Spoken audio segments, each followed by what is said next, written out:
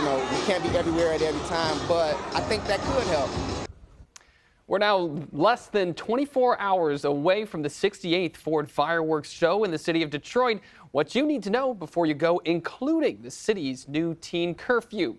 Good evening. Thanks for joining us. I'm Jack Springate. I'm filling in for Terrell Bailey. It's known to be one of the largest and most magnificent shows in America. And if you're planning on going to this year's fireworks show, pack your patience and be aware of the city's new rules. CBS News Detroit's Julia Avant is live downtown. And Julia, come tomorrow, we'll be seeing a lot more red, white, and blue right around where you're standing, I imagine.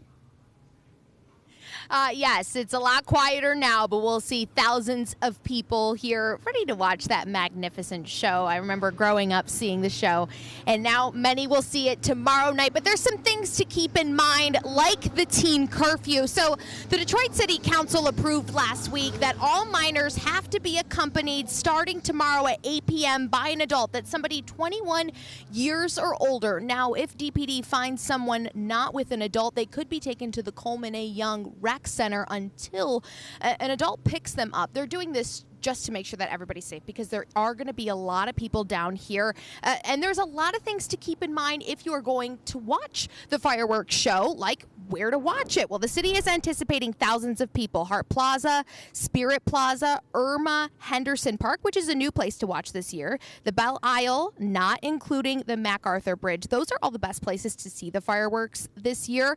You can get your spot starting at 2 p.m. tomorrow, and those areas will be open until they reach max capacity. Now, what about parking? Well, Ford Underground Garage and will be open at 6 a.m. You can get your parking spot that early if you want to, and the Eastern Market Garage as well. You're looking at anywhere to $5 to $10 for parking in those locations. And good news, Jack, parking meters will not be enforced starting at 5 p.m. tomorrow. But remember, parking violations are still possible, so be aware of those parking signs so you don't get any of those tickets. Now, the People Mover queue line will all be available. There will be road closures, other details. We're going to have that up on our website. And then, of course, I'll have more tonight at 11. All right, Julia, any excuse to not have to deal with any of those parking fees is a good one. But are there any other cities that are taking Detroit's lead and adjusting their curfew for teens over the 4th of July weekend? Really good point, Jack. Yeah, actually, Dearborn Police is asking that all of their minors be accompanied with an adult starting at 10 p.m. on July 3rd and July 4th, and they're not allowing them to buy fireworks just out of precaution and safety. So that's something to keep in mind as well. So we went over, safety precautions, details about the fireworks.